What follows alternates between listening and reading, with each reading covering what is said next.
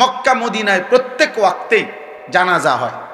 তো এই মাগরিবের নামাজের পরে যেদিন চাঁদ উঠল মদিনায়, সেই দিন তো মাগরিবের পরে জানাজার এলান হয়েছে, মানে মুয়াজ্জিন বলছে জানাজার কথা।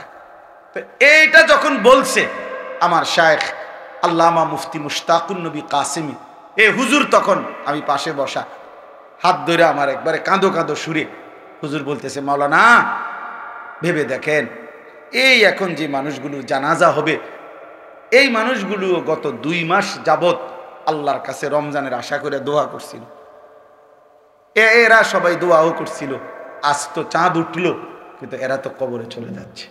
ঈদ তো জাতিসংঘের দেওয়া না, ঈদ তো সরকারের না, ঈদ তো সংবিধানের দেওয়া না, ঈদ তো মহান আল্লাহ পাকের দেওয়া, রাসূলুল্লাহ সাল্লাল্লাহু আলাইহি সাল্লামের ঘোষণা করা। আল্লাহ দিয়েছেন ঈদ, নবীজি ঘোষণা করেছেন। তাহলে যেটা আল্লাহ ঘোষণা করলেন, নবীজি ঘোষণা করলেন, সেখানে আমি আল্লাহর নাফরমানির মাধ্যমে সেটা ঈদ হয় কেন? এজন্য অসভ্যতা ঈদ হইতে পারে না। বেহায়া নারীর এই হাঁটা, এটা ঈদ নয়, এটা অসভ্যতা। অসভ্যতা। তোমরা যারা যুবক 1 ওয়াক্ত নামাজ পড়ো নাই, তুমি অসভ্য। তুমি মুসলমানের ঈদ পালন করো নাই, তুমি শয়তানের কোন এজেন্ডা বাস্তবায়ন করেছো। তোমার সাথে ইমানদারের ঈদের কোনো সম্পর্ক নাই, ইমানদারের ঈদের কোনো সম্পর্ক। তুমি বেহায়া, ঠিক আছে, চলো বেঈমানের সাথেই চলো। আর বেঈমান তোমার ভাইকে প্রতিদিন বোমা মেরে হত্যা করছে, শহীদ করছে। আজকের পত্রিকাতেও খবর আসছে, গাজ্জার, ফিলিস্তিনের গাজ্জার মুসলমানকে ইসরায়েলের ওই ইহুদি কুত্তারা এইভাবে বোমা হামলা করছে। এই বোমা হামলা যেখানে হইছে, ওইখানকার মানুষগুলো যখন বোমার আঘাতে শহীদ হয়েছে, শাহাদাত বরণ করছে, এদের লাশ এত শক্তিশালী বোমার ধোঁয়া যখন উপরের দিকে উঠছে, লাশ সহ উপরের দিকে ওইটা ছিন্ন ভিন্ন হয়ে গেছে। আজকে পত্রিকায় দেখাইছে, ছবি উঠেছে, ইমানদারের লাশ ছিন্ন ভিন্ন হয়ে আকাশে উঠছে। হায় হায়, এটা তো গল্প না, এটা তো রূপকথা না, এটা তো কিচ্ছা কাহিনী না বন্ধু, এটা প্রাচীন কোনো ইতিহাস না। এটা এই মুহূর্তে পৃথিবীতে আমার ইমানদার ভাইদের উপরে, মুসলমানের উপরে এই জুলুম করছে ইহুদি ওই কুত্তারা। পৃথিবীর কোনো ভদ্রতা যেই বেঈমানদের কাছে নাই, কোনো আখলাক বলতে নাই, কোনো সভ্যতা যাদের কাছে নাই, সেই ইউরোপ আমেরিকার এরা মুখ বন্ধ করে আছে। আমেরিকার প্রত্যক্ষ সহযোগিতায়, সরাসরি মদদে ইসরায়েলের কুত্তারা এই জুলুম করছে। অথচ সেই বেঈমানের আচরণ, প্রিয় ছেলেরা, আমার প্রিয় বাবা বোনদেরকে বইল, সেই বেঈমানদের আচরণ, চলাফেরা, চুল, লেবাস, পোশাক যদি তোমার পছন্দ হয়, তুমি যদি একদিকে তোমার মজলুম মুসলমান কিভাবে লাশ ছিন্ন ভিন্ন করে দিচ্ছে, আর তখনও তুমি মোবাইলে নাড়িয়ে দেখো, ছবিয়ে দেখো, উলঙ্গ দৃশ্য দেখো, ছি বেটা, তোর লানত তোর এই জিন্দেগির উপরে, লানত তোর উপরে বেটা, লানত তোর উপরে, আল্লাহর লানত তোর উপরে বেটা, লানত পড়ুক তোর উপরে বেটা। তোর বিবেকের মধ্যে যদি এতটুকু অনুভূতিও না জাগে বেটা,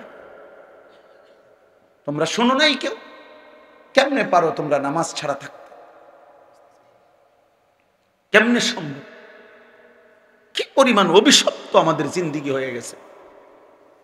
মনে হয় যেন বিষয়টা এমন যে পাশের ঘরের আমার মুসলমান ধন পাশের ঘরের এগরে জ্বালাইয়া ফেলতেছে, হত্যা করতেছে, আর এই পাশে হে মোবাইল টিপে।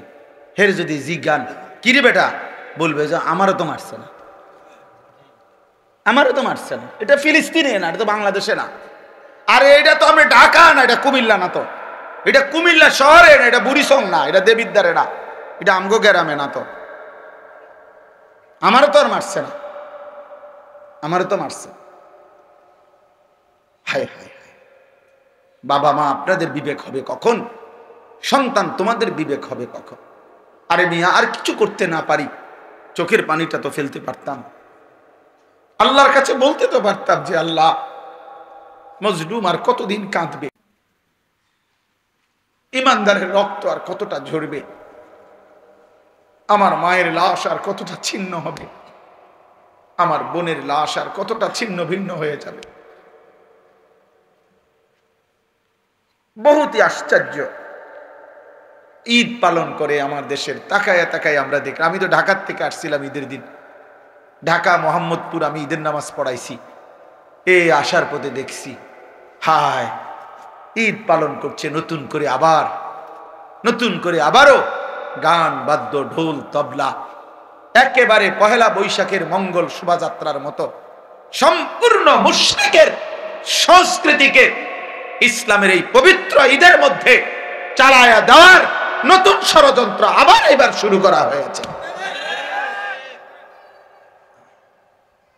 আবার এবার ঈদের দিনে, এতদিন দেখতাম পহেলা বৈশাখকে কেন্দ্র করে ঢোল তবলা এই হই হুল্লুর হইতো, এখন ঈদের পবিত্র দিনে, আর ঈদ মানে তো উৎসব না বেটা।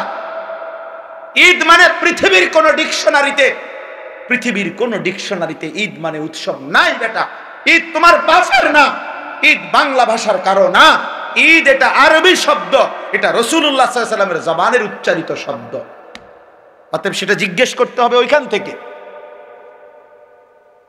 ঈদ মানে উৎসব নয়, ঈদ মানে ইলাইহি আওয়াইদুল ইহসান। খুতবার বই তো আছে, কিতাবেও আছে। ঈদ মানে হলো যেটা ফিরে আসে, অর্থাৎ মহান আল্লাহ পাকের ইহসান ফিরে আসছে। গত এক মাস আমার উপরে দিনের বেলা খাদ্য পানীয়, হালাল স্ত্রীর সাথে সম্পর্ক, এটা নিষেধ ছিল। এই অনুমতি আবার ফিরে আসছে আজকের ঈদের দিনে। আল্লাহ তাআলা আমার উপরে আল্লাহর অনুগ্রহ, দিনের বেলায়ও খাওয়ার অনুমতি ফিরায় দিছেন, পানি পান করার অনুমতি ফিরায় দিছেন, স্ত্রীর সাথে মেলামেশার অনুমতি ফিরায়া দিছেন। আল্লাহ তাআলা তার ইহসান দয়া আমার উপরে আবার ফিরায়া দিছেন। আল্লাহ আমারে একটা মাস হায়াত দিয়া ঈদের দিন পর্যন্ত পৌঁছাইয়া দিছেন। তো আমার কাছে যে আল্লাহর নিয়ামত ফিরে আসলো, আল্লাহর অনুগ্রহ ফিরে আসলো, এই জন্য আল্লাহর ওয়ালা আল্লাকুম, এই শেষ অংশ এটাই, ওয়ালা আল্লাকুম তাশকুরুন। আল্লাহ বলেন আমি চেয়েছি রমজান দিয়ে, আমি আল্লাহ তাআলা চেয়েছি তোমার কাছে তুমি আমার শুকর আদায় করবা, শুকর আদায় করবা, শুকর আদায় করবা। বান্দা আমি এই উদ্দেশ্যে দিছিলাম রমজান। ঈদ শেষ, রমজান শেষ করে তুমি নাচবা গাইবা, রমজান রোজা পাবা, রোজা পালন কইরা হেবড়ার মাইয়ারে ছাইরা দিছে রাস্তা, যে যা মানুষের জানাম আজকে ঈদ। স্ত্রীকে বেপর্দা ছেড়ে দিছে, ছেলেটাকে ছেড়ে দিছে, আব্বা রোজা শেষ, আর চিন্তা করো না, এবার নাচো গাও ফুর্তি করো। অথচ আল্লাহ বলছেন ওয়ালা আল্লাকুম তাশকুরুন, আমি চেয়েছি তুমি আমার শুকর আদায় করবা, আমার শুকর আদায় করবা বান্দা, শুকর আদায় করবা, শুকর আদায় করবা যে আল্লাহ আপনি আমারে একটা মাস হায়াত দিছেন, আপনি যদি আমার জীবন না দিতেন, হায়াত না দিতেন, আমি কেমনে পাইতাম রমজান, কেমনে পাইতাম? আচ্ছা আচ্ছা বলেন, এনাম ভাই বলেন, আমাদের অ্যাডভোকেট এনাম সব সহ আমরা সহজ কথা শুনেন। যেদিন রমজানের চাঁদ ওঠে সেদিন আমরা মদিনা শরীফ একসাথে, আমার শায়েখ আল্লামা মুফতি মুশতাকুন নবী কাসিমি হুজুর সহ, এনাম ভাই সহ, আমরা আরো সাথী, রাসূলুল্লাহ সাল্লাল্লাহু আলাইহি ওয়াসাল্লামের রওজা শরীফের পিছন বরাবর ছাতার এখানে আমরা বসে আছি, ছাতার নিচে। এই সময়ে মাগরিবের ওয়াক্ত হয়েছে। এই যেদিন রমজান শুরু হয়, তো সন্ধ্যার সময় মাগরিবের ওয়াক্তে ইমাম সাহেব একটু পরে নামাজে দাঁড়াইছে। দাঁড়ানোর পরে প্রথম রাকাতেই মাগরিবের উনি সূরা তেলাওয়াত করছে, ইয়া আইয়ুহাল্লাযীনা আমানু কুতিবা আলাইকুমুস সিয়াম কামা কুতিবা আলাল্লাযীনা মিন ক্বাবলিকুম লাআল্লাকুম তাত্তাকুন। এই 5 আয়াত যেখানে রমজানের আলোচনা একটানা পড়ে ফেলছে। তো আমি সালাম ফিরাইছি, আর এই সাথে কে জানি আমার সাথে ছিল, আমি বললাম যে চাঁদ উঠছে। কেমনে বুঝছেন হুজুর? আমি এই যে তেলাওয়াত দেখেই বুঝছি চাঁদ উঠছে, কারণ চাঁদ উঠছে দেখে উনি রোজার আয়াত পড়ছে। আচ্ছা, কথা উদ্দেশ্য যে কথাটা বলা, মক্কা মদিনায় প্রত্যেক ওয়াক্তেই জানাজা হয়। তো এই মাগরিবের নামাজের পরে যেদিন চাঁদ উঠল মদিনায়, সেই দিন তো মাগরিবের পরে জানাজার এলান হয়েছে, মানে মুয়াজ্জিন বলছে জানাজা। জানাজার কথা। তো এইটা যখন বলছে আমার শায়েখ আল্লামা মুফতি মুশতাকুন নবী কাসেমি, হুজুর তখন আমি পাশে বসা, হাত ধরে আমার একবারে কাঁদো কাঁদো সুরে হুজুর বলতেছে, মাওলানা ভেবে দেখেন, এই এখন যে মানুষগুলো জানাজা হবে, এই মানুষগুলো গত 2 মাস যাবত আল্লাহর কাছে রমজানের আশা করে দোয়া করছিল, এরা সবাই দোয়াও করছিল, আজ তো চাঁদ উঠলো, কিন্তু এরা তো কবরে চলে যাচ্ছে। কিছুর মধ্যে আমি তোমাদের জন্য সহজ যেন হয়, আরামদায়ক হয়, সাধ্যের মধ্যে যেন হয়, এটা আমি আল্লাহ তাআলা পূর্ণভাবে খেয়াল রাখছি। ওয়ালা ইউরিদু বিকুমুল উসর, কোনোভাবেই আমি আল্লাহ তাআলা কঠিন ইচ্ছে করি নাই যে একটা শক্ত বিধান দিলাম, না, এমন কিছু না। এটা একটা গুরুত্বপূর্ণ কথা। আল্লাহ পাক রব্বুল আলামিন একজন ইমানদারের উপরে, মুসলমানের উপরে, মানুষের উপরে আল্লাহর যে বিধানগুলো দিছেন, এর প্রত্যেকটা বিধান শতভাগ আমাদের জন্য সহজ এবং আমাদের শরীর, স্বাস্থ্য, পরিবেশ, পরিস্থিতি সর্ব অবস্থায় সামঞ্জস্যপূর্ণ। অসামঞ্জস্যপূর্ণ, অযৌক্তিক, অবাস্তব, অপ্রাসঙ্গিক এরকম একটি বিধান আল্লাহ তাআলা বান্দার উপরে দেন নাই। এই কথা ইয়াকিন রাখতে হবে। কোরআনুল কারীমের মধ্যে আছে, আল্লাহ তাআলা বলেন, মা জাআলা আলাইকুম ফিদ্দীন মিন হারাজ, আল্লাহ তাআলা দ্বীনের ব্যাপারে তোমাদের উপরে কোনো মুসিবত, পেরেশানি আল্লাহ তাআলা দেন নাই। ওযু, নামাজ, রোজা, হজ, যাকাত, জিকির, তেলাওয়াত, দান, সাদাকা, যেটা যা করতে বলেছেন এবং যা ছাড়তে বলেছেন, চুরি, ডাকাতি, জেনা, ব্যভিচার, মদ, জুয়া, সুদ, ঘুষ, নাচ, গান, অসভ্যতা, বেহায়াপনা, অশ্লীলতা, সমস্ত নাফরমানি যা ছাড়তে বলেছেন এবং যা পালন করতে বলেছেন, এর কোনোটাই তোমাদের জন্য হারাজ, কষ্টকর, মুসিবত এমন নাই। তুমি বান্দা পারবা, এটা বুঝে শুনেই আল্লাহ তাআলা দান করছেন, হুকুম দিছেন। আল্লাহ তাআলা আমাদের জন্য সামনেরটাও জানেন, পিছনেরটাও জানেন। ইয়ালামু মা বাইনা আইদিহিম ওয়া মা খালফাহুম, আল্লাহ তাআলা বলেন আমি সামনেও জানি, পিছনেও জানি। তাহলে আগামীর ইসরাফিলের ফু পর্যন্ত পৃথিবীতে শেষ সেকেন্ডটাও কি হবে সেটা আল্লাহ তাআলা জানেন। অতএব আল্লাহ তাআলা যেহেতু সব কিছুই পরিপূর্ণ জানেন, অতএব তিনি বান্দার উপরে তার সাধ্যের অতিরিক্ত কোনো কিছু চাপান নাই। এটাই যৌক্তিক কথা, এটাই সঠিক কথা, এটাই সঠিক কথা। আচ্ছা, কোরআনুল কারীমে আরো আছে, আল্লাহ তাআলা বলেন, ফিতরাতাল্লাহিল্লাতী ফাতারান নাসা আলাইহা, আল্লাহ তাআলা মানুষকে ফিতরাত দিয়েই সৃষ্টি করেছেন। ফিতরাত কি? ফিতরাত হইল আল্লাহ তাআলা সৃষ্টিগতভাবে প্রত্যেক মানুষের মধ্যেই আল্লাহকে মানার সমস্ত যোগ্যতা দিয়েই সৃষ্টি করেছে, সৃষ্টি করেছে। আমার কোমরটা ভাঙে না, বাঁকাই হয় না, আমার হাঁটু বাঁকা হয় না, অথচ আমারে বলল রুকু দিতে, অথচ আমারে বলল সেজদা দিতে, যে অথচ আমার কনুইও বাঁকা হয় না, হাঁটুও বাঁকা হয় না, কোমরও বাঁকা হয় না। যদি বিষয়টা এমন হইতো তাহলে জুলুম হইতো, যে আমারে বানাইলেন তাল গাছ, অথচ আমারে বললেন সেজদা দিতে, আমি সেজদা দেব কেমনে?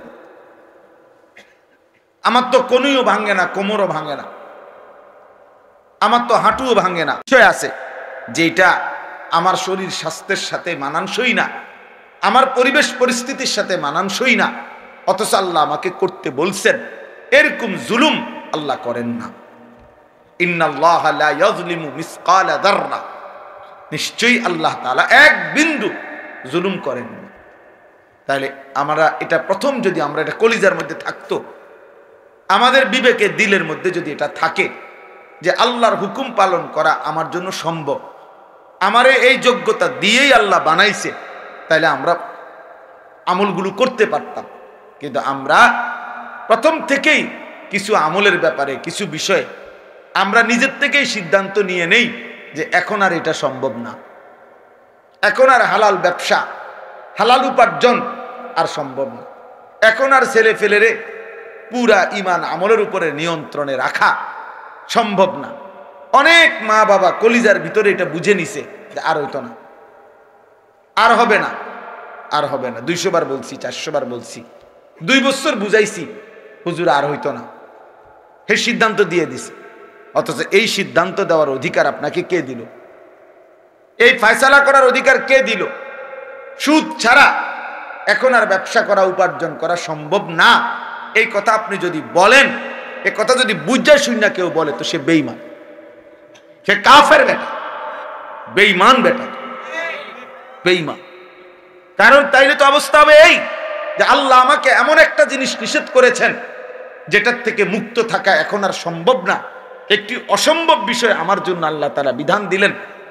তাইলে এটা আল্লাহ তাআলার উপরে এই কথা জুলুম যে আল্লাহ আমার উপরে অন্যায় একটা বিষয় চাপায় দিলেন, নাউজুবিল্লাহ।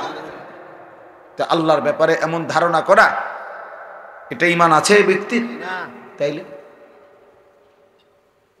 অনেক মানুষ আমাদের সমাজে আমরা এটা মনে করি। 16 বছরের একটা ছেলে যাচ্ছে তাই, যা ইচ্ছা তাই করতেছে, মা বাবা বলতেছে না হুজুর আর হইতো না, হেরে দিয়ে আর হবে না। আশ্চর্য কথা, কি হবে না হেরে দিয়ে? মানে নামাজ রোজা হবে না, কিন্তু উনি অথচ এই নাফরমানের জন্যই, তার জন্য ঘর করা, বাড়ি করা, তার জন্য জমি কিনা, তারে বিদেশ পাঠানোর চেষ্টা করা, তার লাগা 12 লক্ষ টাকা কিস্তিতে নেয়, সুদে নেয়, যেমনে পারে বিদেশের টাকা ব্যবস্থা করা, এই নাফরমানের জন্য উনি সব করতেছে। এগুলো সব হবে হেতেরে দিয়া, শুধু আর নামাজ হইতো না। উনি এটা ফয়সালা দিয়ে দিচ্ছে, উনি এটা বুঝে নিছে যে হুজুর কামাই রোজগারি হইব তারে দিয়া, কিন্তু নামাজ আর হইতো না তারে দিয়া। আমনের এই সমস্ত বাটপারি কথা, এগুলা ফেরেশতা বোঝে না। হ্যাঁ, আপনার এই সমস্ত ধোকার কথা আপনি কি বুঝাইলেন? এটা এই জন্য আল্লাহ পাক রব্বুল আলামিন বলছেন, বান্দা বিশ্বাস করো, একটা হুকুম আমি কঠিন করি নাই, বরং আমি তোমাদের জন্য ইউরিদুল্লাহু বিকুমুল ইউসরা, সব ব্যাপারে আমি আল্লাহ তাআলা তোমাদের জন্য সহজটা চেয়েছি, আমার বান্দার যেন কষ্ট না হয়।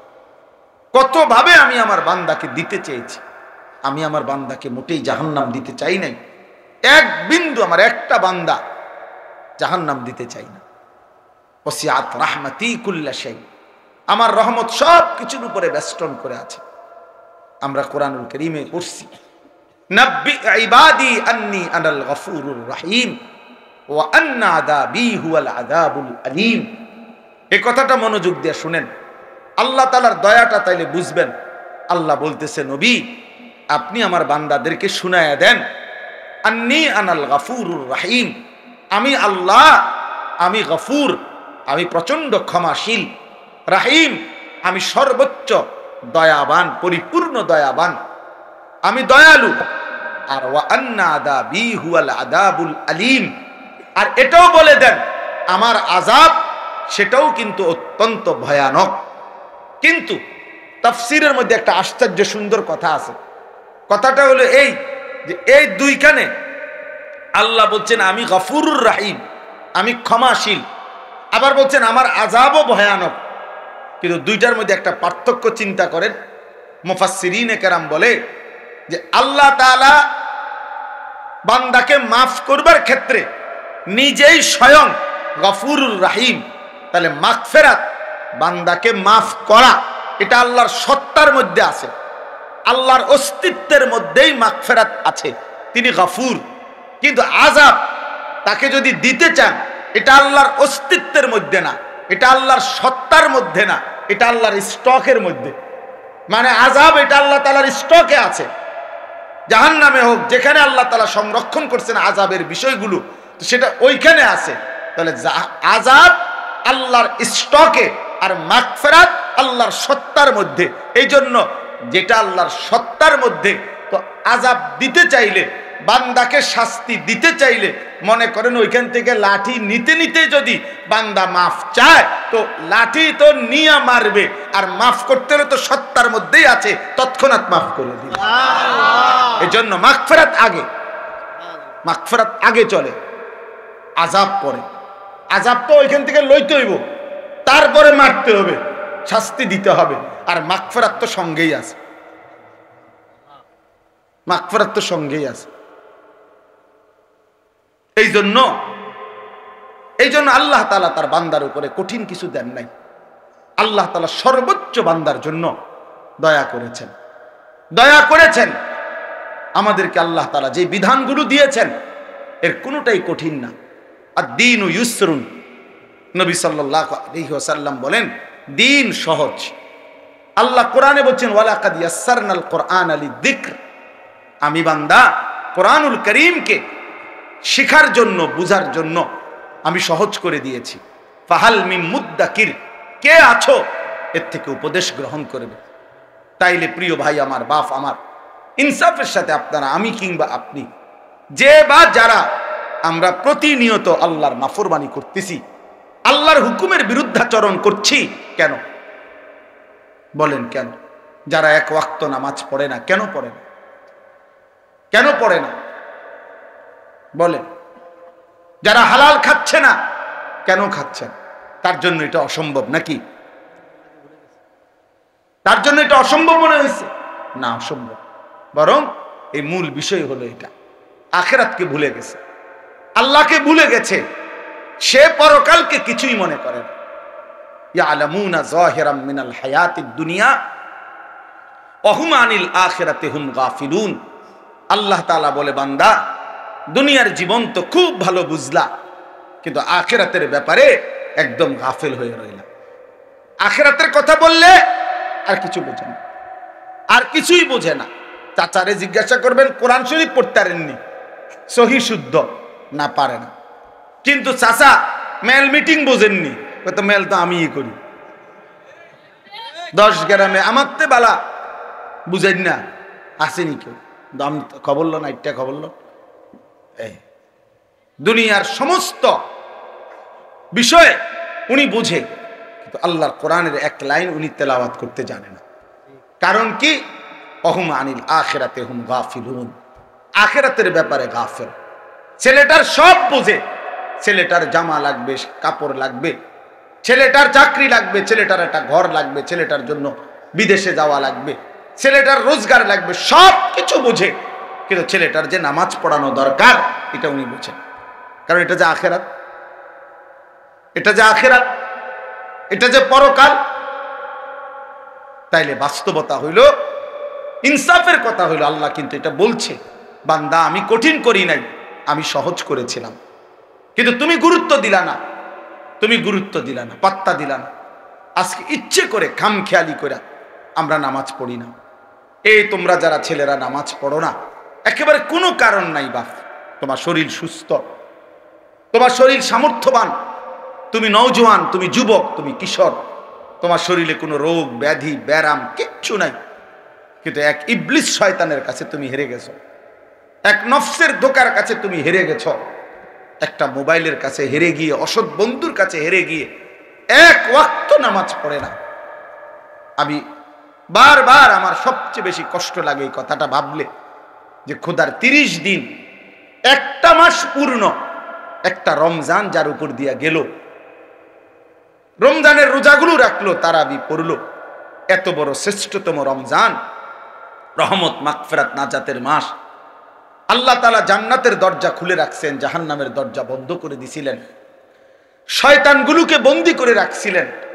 এত কিছু দিয়ে একটা মাস পূর্ণ যে বান্দাকে আল্লাহ তাআলা আদর করলেন, রহমত মাগফিরাত দিলেন, যেদিন আল্লাহ তাআলা রমজান শেষ করলেন, ঈদের চাঁদ উঠাইলেন, ঠিক ওই দিনে মাত্র একটা মাস পরে আল্লাহর এত দয়া মায়া, এত রহমত মাগফিরাতের পরে মাত্র আজকে আল্লাহ ঈদের চাঁদ উঠাইলেন। এই ঈদের দিন একদিনও যায় নাই এই নাফরমান, এই অসভ্য আবার আগের মতো আল্লাহর নাফরমানি করে দিল। তার চাইতে বড় নির্লজ্জ, অসভ্য, বেহায়া আর কে হইতে, এর চাইতে বড় গাদ্দার আর কে হতে পারে? চিন্তা করে দেখে। আপনাদের যাদের মেয়েরা ঈদের দিনে বেপর্দা চললো, আপনাদের যাদের ছেলেরা ঈদের দিন এক ওয়াক্ত নামাজও পড়লো না, ঈদের দিন 24টা ঘন্টা এই নাচ গান, সিনেমা, নাটক, উলঙ্গ ছবি, অশ্লীল দৃশ্য, কিংবা রাস্তার মেয়ের পিছনে পিছনে হাঁটলো, এই অসভ্য জঙ্গলি, এই হাইওয়ান জানোয়ার এই মুসলমানের ঘরে সে কেমনে বড় হইল, এত বড় রমজানকে সে কি কদর করল বলেন? রমজান তাকে কি দিল তাইলে? এই নাফরমান কিসের রোজা রাখলো? এই নাফরমান কিসের তারাবি পড়লো? আহা, একটা মাস ওষুধ খাওয়ার পরে এটা বুঝি আজকে বন্ধ করিয়া, এটা বুঝি একদিনও চলবে না ওষুধের মেয়াদ, ওষুধের টেম্পার একদিনও যাবে না। আফসোসের বিষয়, বহুতই আফসোসের বিষয়। হায় হায় হায়, কি পরিমাণ গাদ্দার, কি পরিমাণ অহংকারী, সীমা লঙ্ঘনকারী নাফরমান। যে আল্লাহ তাআলা বলল, বান্দা আমি একটা মাস তোরে রহমত দিলাম, মাগফিরাত দিলাম, নাজাত দিলাম, সবে কদরের মতো শ্রেষ্ঠতম রাত্রি দিলাম, ইতিকাফ দিলাম, ইফতার, তারাবি, সাহারি সবকিছুতে নেকি দিছি। রোজায় নেকি, তারাবিতে নেকি, ইফতারে নেকি, সাহারিতে নেকি, ইতিকাফে নেকি, সবে কদরের এক রাতে 1000 মাসের চাইতে বেশি, রাতের চাইতে বেশি নেকি দিলাম। এত কিছু দেওয়ার পরে ঈদের চাঁদ উঠাইতে দেরি না, তুই আমি আল্লাহকে বৃদ্ধাঙ্গুলি দেখাইয়া আবার আমার নাফরমানি করে ফেললাম। হায় হায় গাদ্দার, হায় হায়, আফসোসের বিষয়, আফসোসের বিষয়। ওই মা বাপ গুলো আফসোস করা উচিত, যাদের চোখের সামনে তাদের সন্তান খোদার একটা মাস রমজান শেষ হওয়ার পর পরই আল্লাহর নাফরমানি করল, আল্লাহর নাফরমানি করল। যাদের মেয়েগুলো বেপর্দা হাঁটলো, যাদের স্ত্রী বেপর্দা হাঁটলো, যাদের ছেলেগুলো শুধুমাত্র অসভ্যতার নোংরামি করে ঈদ পালন করল। অথচ এটা কোনো যুক্তিতে ভাইয়া, একটা ছেলে হলেও বুঝছ, কোন যুক্তিতে বাবা অসভ্যতা ঈদ হইতে পারে না। নাচ গান এটা ঈদ হবে কেন? এটা তো গুনাহ। নারীর পিছনে হাঁটা বন্ধু, এটা তো ঈদ না, এটা তো নাফরমানি বেটা। কোন মেয়ে বেপর্দা হওয়া, ওই অসভ্য বেহায়া নারী, এটা তো ঈদ হইতে পারে না, এটা তো বেহায়া নারী বেটা। অসভ্য নারী এটা, দুশ্চরিত্রা নারী এটা, এটা তো এই সমাজের দুর্গন্ধ, এটা তো এই সমাজের লানত, এটা তো অভিশপ্ত।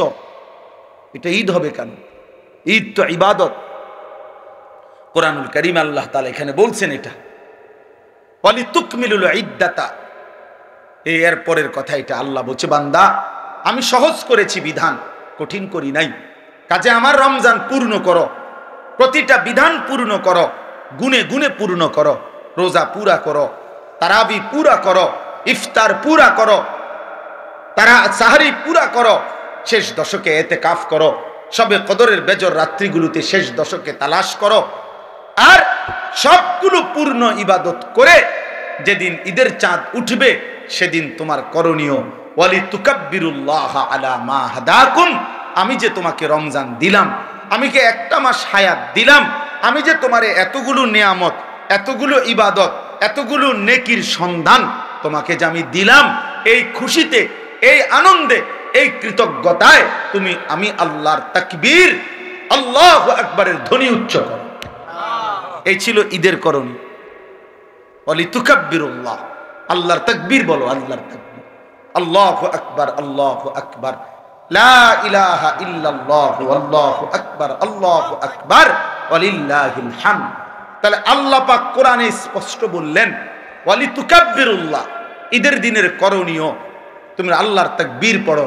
আর তুমি নাফরমান, নাচলা, গাইলা, ফুর্তি করলা, ডেকসেট বাজাইলা, আর গান বাদ্য, মোবাইলের নাচ গান, নারীর পিছনে ঘুরলা, যারা মেয়েদেরকে বেপর্দা ছেড়ে দিলেন, স্ত্রীকে বেপর্দা ছেড়ে দিলেন, ঘরে ঘরে টেলিভিশনের আওয়াজ উচ্চ করে দিলেন, এই নাফরমানরা আপনারা তো আল্লাহকে বৃদ্ধাঙ্গুলি দেখাইলেন, আল্লাহর বরত্বকে ছোট করে দিলেন, শয়তানকে বড় করে দিলেন। আল্লাহ তো বলছে তুকাব্বিরুল্লাহ, আল্লাহর বরত্ব ঘোষণা করো, আল্লাহ বড়, আল্লাহ বড় বলো। আর তুমি নাফরমান বললা, না শয়তান বড়, শয়তান বড়, শয়তান।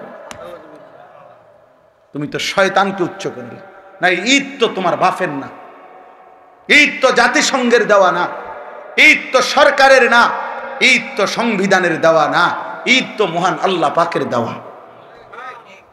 রাসূলুল্লাহ সাল্লাল্লাহু আলাইহি সাল্লামের ঘোষণা করা, আল্লাহ দিয়েছেন ঈদ, নবীজি ঘোষণা করেছেন। তাহলে যেটা আল্লাহ ঘোষণা করলেন, নবীজি ঘোষণা করলেন, সেখানে আমি আল্লাহর নাফরমানির মাধ্যমে সেটা ঈদ হয় কেমন? এজন্য অসভ্যতা ঈদ হইতে পারে না। বেহায়া নারীর এই হাঁটা এটা ঈদ নয়, এটা অসভ্যতা। অসভ্যতা। তোমরা যারা যুবক এক ওয়াক্ত নামাজ পড়ো নাই, তুমি অসভ্য। তুমি মুসলমানের ঈদ পালন করো নাই, তুমি শয়তানের কোন এজেন্ডা বাস্তবায়ন করেছ। তোমার সাথে ইমানদারের ঈদের কোনো সম্পর্ক নাই। ইমানদারের ঈদের কোনো সম্পর্ক। তুমি বেহায়া, ঠিক আছে, চলো বেঈমানের সাথেই চলো। আর বেঈমান তোমার ভাইকে প্রতিদিন বোমা মেরে হত্যা করছে, শহীদ করছে। আজকের পত্রিকাতেও খবর আসছে, গাজ্জার, ফিলিস্তিনের গাজ্জার মুসলমানকে ইসরায়েলের ওই ইহুদি কুত্তারা এইভাবে বোমা হামলা করছে। এই বোমা হামলা যেখানে হইছে, ওইখানকার মানুষগুলো যখন বোমার আঘাতে শহীদ হয়েছে, শাহাদাত বরণ করছে, এদের লাশ এত শক্তিশালী বোমার ধোঁয়া যখন উপরের দিকে উঠছে, লাশ সহ উপরের দিকে ওইটা ছিন্ন ভিন্ন হয়ে গেছে। আজকে পত্রিকায় দেখাইছে, ছবি উঠেছে, ইমানদারের লাশ ছিন্ন ভিন্ন হয়ে আকাশে উঠছে। হায় হায়, এটা তো গল্প না, এটা তো রূপকথা না, এটা তো কিচ্ছা কাহিনী না বন্ধু, এটা প্রাচীন কোনো ইতিহাস না। এটা এই মুহূর্তে পৃথিবীতে আমার ইমানদার ভাইদের উপরে, মুসলমানের উপরে এই জুলুম করছে ইহুদি ওই কুত্তারা। পৃথিবীর কোনো ভদ্রতা যেই বেঈমানদের কাছে নাই, কোনো আখলাক বলতে নাই, কোনো সভ্যতা যাদের কাছে নাই, সেই ইউরোপ আমেরিকার এরা মুখ বন্ধ করে আছে। আমেরিকার প্রত্যক্ষ সহযোগিতায়, সরাসরি মদদে ইসরায়েলের কুত্তারা এই জুলুম করছে। অথচ সেই বেঈমানের আচরণ, প্রিয় ছেলেরা, আমার প্রিয় বাবা বোনদেরকে বইল, সেই বেঈমানদের আচরণ, চলাফেরা, চুল, লেবাস, পোশাক যদি তোমার পছন্দ হয়, তুমি যদি একদিকে তোমার মজলুম মুসলমানকে ভাবে লাশ ছিন্ন ভিন্ন করে দিচ্ছে, আর তখনও তুমি মোবাইলে নাড়িয়ে দেখো, ছবিয়ে দেখো, উলঙ্গ দৃশ্য দেখো, ছি বেটা, তোর লানত তোর এই জিন্দেগির উপরে, লানত তোর উপরে বেটা, লানত তোর উপরে, আল্লাহর লানত তোর উপরে বেটা, লানত পড়ুক তোর উপরে বেটা। তোর বিবেকের মধ্যে যদি এতটুকু অনুভূতিও না জাগে বেটা।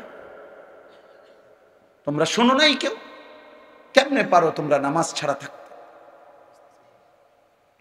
কেমনে সম্ভব? কি পরিমাণ অভিশপ্ত আমাদের জিন্দেগি হয়ে গেছে। মনে হয় যেন বিষয়টা এমন যে পাশের ঘরের আমার মুসলমান ধন পাশের ঘরের এগরে জ্বালাইয়া ফেলতেছে, হত্যা করতেছে, আর এই পাশে হে মোবাইল টিপে। হের যদি জিজ্ঞান কিরে বেটা, বলবে যে আমারও তো মারছে না,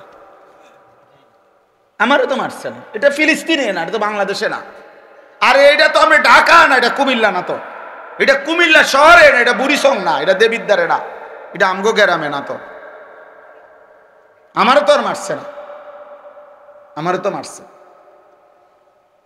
হায় হায় হায়, বাবা মা আপনাদের বিবেক হবে কখন? সন্তান তোমাদের বিবেক হবে কখন?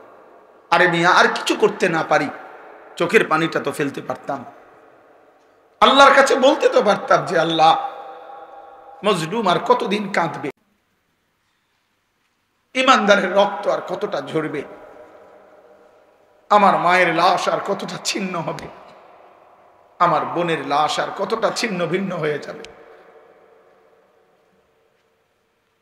বহুতই আশ্চর্য ঈদ পালন করে আমার দেশের, তাকায় তাকায় আমরা দেখি। আমি তো ঢাকার থেকে আসছিলাম ঈদের দিন, ঢাকা মোহাম্মদপুর আমি ঈদের নামাজ পড়াইছি, এই আসার পথে দেখছি হায় ঈদ পালন করছে নতুন করে, আবারও গান, বাদ্য, ঢোল, তবলা, একেবারে পহেলা বৈশাখের মঙ্গল শোভাযাত্রার মতো সম্পূর্ণ মুশরিকের সংস্কৃতিকে ইসলামের এই পবিত্র ঈদের মধ্যে চালায়া দেওয়ার নতুন ষড়যন্ত্র আবার এবার শুরু করা হয়েছে। আবার এবার ঈদের দিনে, এতদিন দেখতাম পহেলা বৈশাখকে কেন্দ্র করে ঢোল, তবলা, এই হই হুল্লুর হইতো, এখন ঈদের পবিত্র দিনে আর ঈদ মানে তো উৎসব না বেটা। ঈদ মানে পৃথিবীর কোন ডিকশনারিতে ঈদ মানে উৎসব নাই বেটা। ঈদ তোমার বাপের না, ঈদ বাংলা ভাষার কারো না, ঈদ এটা আরবি শব্দ, এটা রাসূলুল্লাহ সাল্লাল্লাহু আলাইহি ওয়াসাল্লামের জবানের উচ্চারিত শব্দ।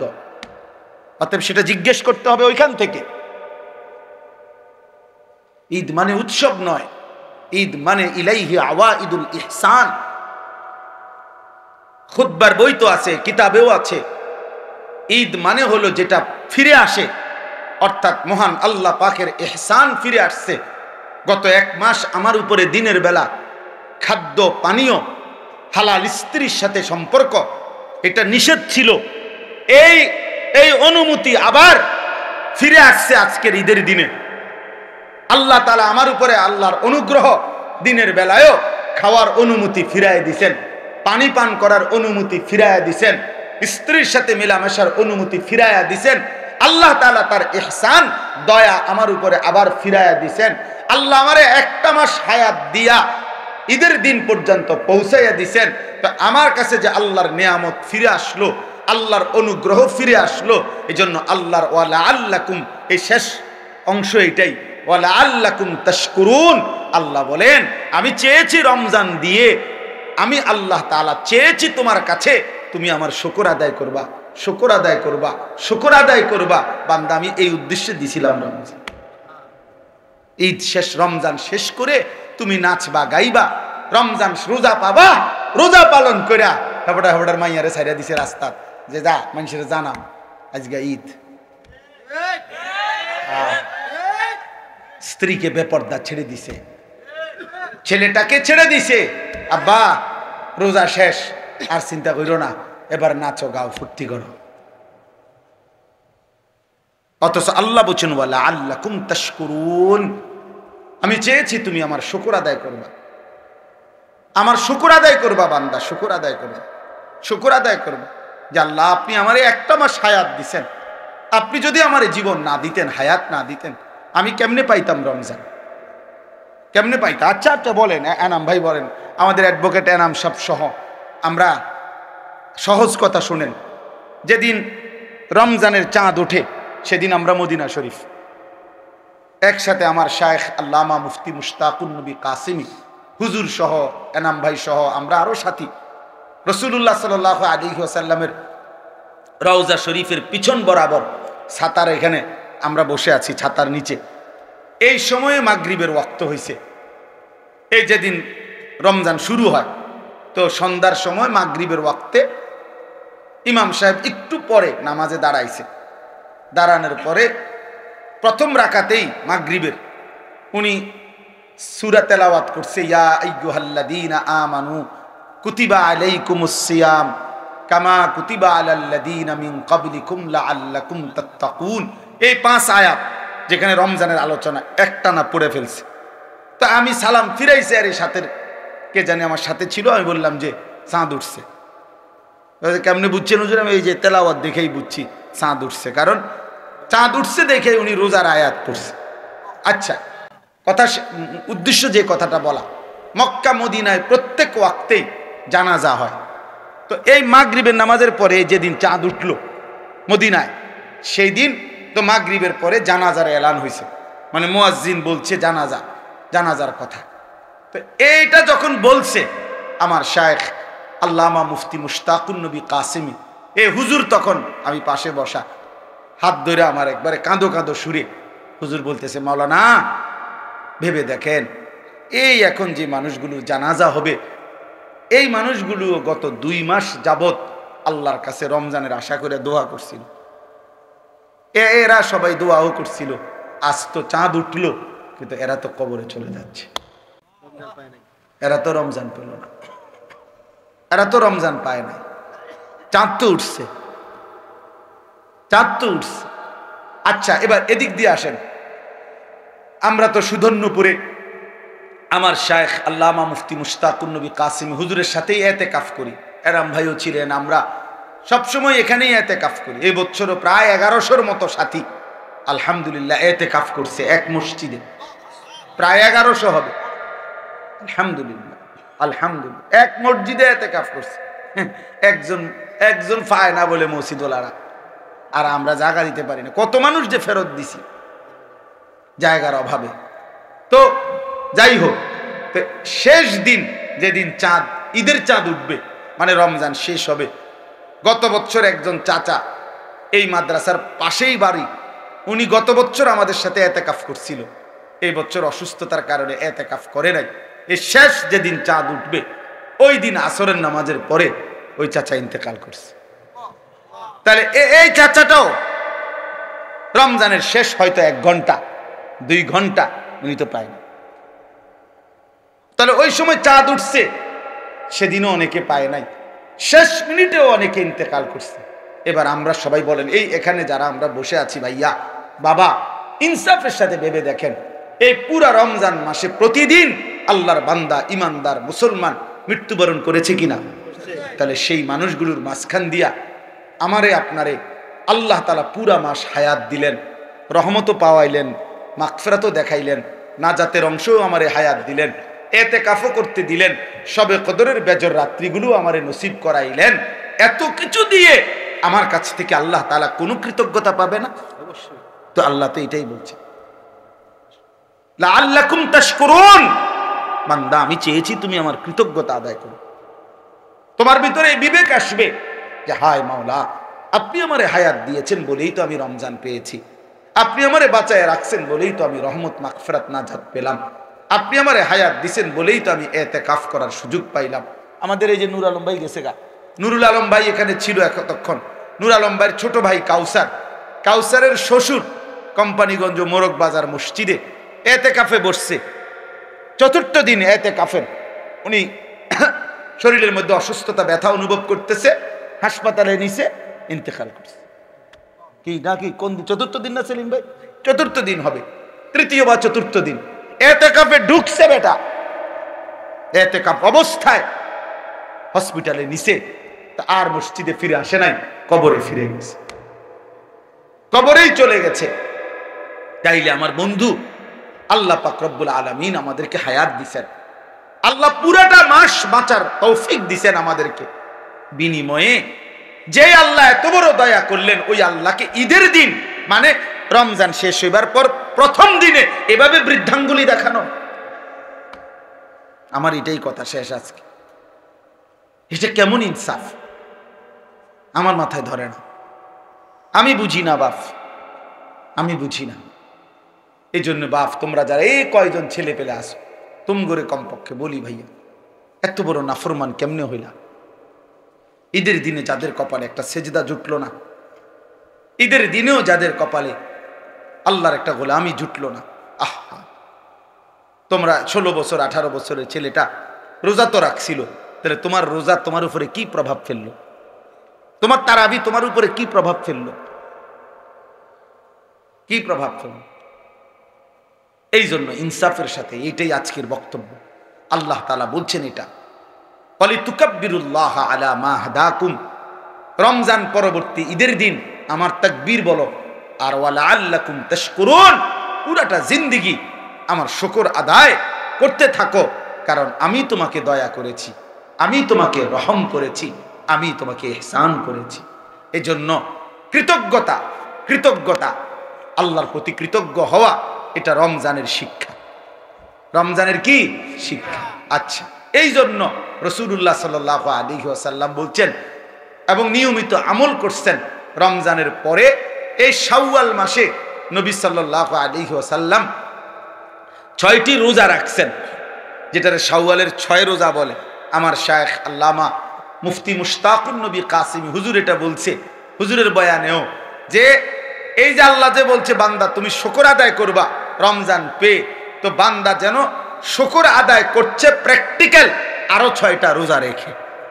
আল্লাহ আপনি যে আমারে 1 মাস রোজা রাখার তৌফিক দিছেন, এটার শুকর হিসাবে, কৃতজ্ঞতা হিসাবে আমি আরো 6টা রোজা রাখলাম। এই জন্য এই 6টা রোজা যদি কেউ পালন করে এই মাসে, তাহলে তার এই আমলটা হয় যে আল্লাহ যে বলছে আমি রমজান দ্বারা তোমার কাছ থেকে শুকর চাই, এই শুকর আদায় হয়। আচ্ছা, আরেকটা বিষয় হলো, হাকিমুল উম্মত মুজাদ্দিদুল মিল্লাত হযরত মাওলানা শাহ আশরাফ আলী থানভী রাহমাতুল্লাহি আলাইহি বলেন, হাদিসের বক্তব্য এটা। আল্লাহ যখন কোনো বান্দার আমল কবুল করে তখন আল্লাহ ওই কবুলের একটা চিহ্ন হইল আল্লাহ ওই আমলটি তাকে পুনরায় করবার তৌফিক দেয়। বুঝেন নাই কথাটা? এটার দ্বারা প্রমাণ হয় আল্লাহ তার পিছনের আমলটা কবুল করছেন। তো এই জন্য রমজানের 1 মাস রোজা রাখবার পরে কোনো ব্যক্তি যখন পুনরায় আবার এই মাসে 6টা নফল রোজা রাখে তো বোঝা যায় আল্লাহ তার রোজা পিছনেরটা কবুল করছেন, এই জন্য নতুন রোজা রাখবার তৌফিক দিয়েছেন। এই জন্য এই 6 রোজা অত্যন্ত ফজিলতপূর্ণ রোজা। এই জন্য আমি আজকে এতটুকুই কথাই বলতে চাই। 1 নম্বর মূল যে কথাটা বললাম, কেন আমরা গুনাহ করব, কেন আমরা আল্লাহর নাফরমানি করব? আল্লাহ তাআলা আমাদেরকে হায়াত দিয়ে এত বড় রমজান দেওয়ার পরে আমাদের তো উচিত আল্লাহর প্রতি কৃতজ্ঞ হওয়া, আল্লাহর প্রতি শুকরগুজার হওয়া। অতএব আমরা যে যে গুনার মধ্যে আছি আমরা তওবা করতে চেষ্টা করি। প্রিয় সন্তানেরা, যুবকেরা, কিশোররা, বিশেষ করে তোমরা ভাইয়া, তোমরা আল্লাহর নাফরমানি থেকে ফিরে আসো। আর আগামীর পৃথিবীতে এই ইসরায়েলের, এই ইহুদিদের এই জুলুম অত্যাচার, ফিলিস্তিনের মজলুম এই মুসলমানদের আহাজারি দেখে আমার ভাই নিজের কলিজার মধ্যে যদি কোনো ভয় না আসে, সবক না আসে, তো মনে রাখেন আমাদের জন্য মুসিবত অপেক্ষা করছে। এই অব্যাহত গুনাহ, এই লাগাতার অস্থিরতা, এই লাগাতার বেহায়াপনা একদিন আমাদের উপরেও বড়সড় মুসিবত আসবে, আমাদের উপরেও বড়সড় মুসিবত আসবে। এই জন্য দয়া করে যারা অভিভাবক আছেন নিজের স্ত্রী সন্তানের নামাজের দিকে, নিজের স্ত্রী সন্তানের আখলাকের দিকে আরেকটু নজরদারি করেন, এবং নিজেরাও যারা ছেলেরা মেয়েরা প্রত্যেকে মুসলমান হিসাবে ঈমান আমলের উপরে উঠবার চেষ্টা করেন। আল্লাহ তাআলা আমাদেরকে তৌফিক দান করেন। আল্লাহ তাআলা আমাদেরকে প্রত্যেককেই আল্লাহ তার শুকরের ওয়ালা কৃতজ্ঞ বান্দা হওয়ার তৌফিক দান করেন। একটা আশ্চর্য কথা আছে, আমি কিতাবে পড়ছি, আমার শায়েখের একটা পছন্দের কিতাব ফিকহুল আদইয়া, এই কথাটাই শেষ করছি। ওই কিতাবের মধ্যে আছে আল্লাহ তাআলা তার বহু নিয়ামত, আল্লাহ বলছেন আল্লাহ যাকে চান তাকে দেন। কোরআন শরীফে এমন আছে, ফাসাউফা ইউগনিকুমুল্লাহু মিন ফাদলিহি ইনশাআ। আল্লাহ বলেন আল্লাহ যাকে চান তাকে তিনি ধনী বানিয়ে দেন। তা যাকে চান, ইয়াহাবু লিমান ইয়াশাউ ইনাসা, আল্লাহ যাকে চান তাকে কন্যা সন্তান দান করেন। ইয়াগফিরু লিমান ইয়াশা, আল্লাহ যাকে চান তাকে মাফ করে দেন। ইয়াবসুতুর রিজকা লিমান ইয়াশা, আল্লাহ যাকে চান তার রিজিক প্রশস্ত করে দেন। আল্লাহ পাক যাকে চান, এরকম বলে অনেক কথা আল্লাহ বলছেন যে ওয়াগফিরু লিমান ইয়াশা, আল্লাহ যাকে চান তাকে মাফ করে দেন, যাকে চান তাকে রিজিক দান করেন, যাকে চান তাকে ইজ্জত দান করেন। তার মানে সবাইকে দেন না, যাকে চান তিনি তাকে দেন। কিন্তু একটি আমল আছে এরকম, যেটা কোনো বান্দা করলে আল্লাহ যতজন করে প্রত্যেককেই তার বিনিময় দান করে। এনে যাকে চান নাই, সেটা হলো শুকর। এটা কোরআনের আয়াত। আল্লাহ কোরআনে স্পষ্ট বলছে আল্লাহ তাআলা প্রত্যেক কৃতজ্ঞ বান্দাকে বিনিময় দিয়ে থাকেন, যাকে চান না, বরং প্রত্যেক কৃতজ্ঞ বান্দাকে আল্লাহ বিনিময় দিয়ে থাকে। এই জন্য যে আল্লাহর কৃতজ্ঞতা আদায় করবে আল্লাহ তাকেই বিনিময় দিবেন। এই জন্য ইনশাআল্লাহ আমরা প্রত্যেকে আল্লাহ পাকের কৃতজ্ঞ বান্দা হব। বলেন ইনশাআল্লাহ। আল্লাহ কোরআনে মানুষের 2টা ভাগ বলছে, ইম্মা শাকিরান ওয়া ইম্মা কাফুরা। আল্লাহ বলছে আমার বান্দা হবেই 2 রকম, হয় হবে আমার কৃতজ্ঞ, না হয় আমার অকৃতজ্ঞ। অকৃতজ্ঞ ইম্মা শাকির ওয়া ইম্মা কাফুর, হয়তো শাকির হবে নয়তো কাফুর হবে, অকৃতজ্ঞ হবে। আল্লাহ বলছে শাকির হইলেও পুরস্কার রাখছি, অকৃতজ্ঞ হইলেও শাস্তি বরাদ্দ করে রেখেছি। অতএব আল্লাহ তাআলা যেন আমাদেরকে আল্লাহ পাকের শুকরগুজার কৃতজ্ঞ বান্দা হিসাবে কবুল করে নেয়। আজকের এই জীবনপুর দক্ষিণ পাড়া যুবক ভাইদের এই মাহফিল, আলহামদুলিল্লাহ এই মাহফিলে আমি আগেও আসছি, এই বছরও আসার সুযোগ হয়েছে।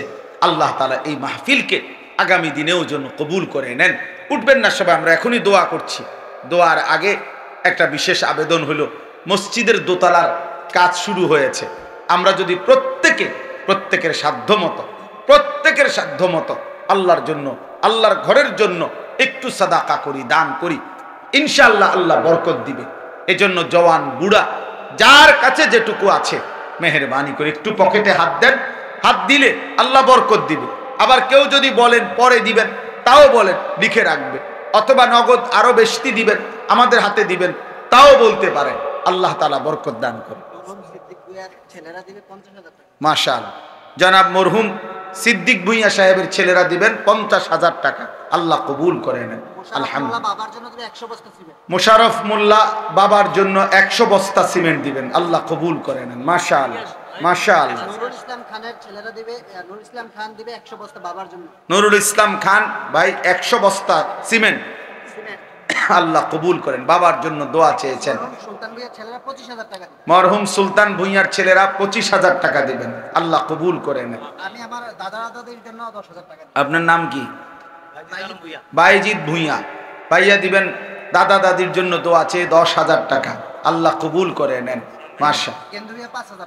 গেন্দু মিয়া 5,000 টাকা। আল্লাহ কবুল করে নেন। হ্যাঁ, খোকন ভুঁইয়া 5,000 টাকা। আল্লাহ কবুল করেন। মরহুম আব্দুল মতিন ভুঁইয়ার ছেলেরা 10,000 টাকা। আল্লাহ কবুল করেন। সভাপতি সাহেব দিবে 10,000 টাকা। কি নাম সভাপতি সাহেব? জনাব মোহাম্মদ মাজেদুল ইসলাম সরকার সাহেব, শ্রদ্ধেয় সভাপতি, তিনি দিবেন 10,000 টাকা। আল্লাহ কবুল করেন। রাশেদ মুন্সি 5,000 টাকা। আল্লাহ কবুল করেন। আব্দুল্লাহ মুন্সি দাদা দাদির জন্য দিবে 5,000 টাকা। আব্দুল্লাহ মুন্সি দাদা দাদির জন্য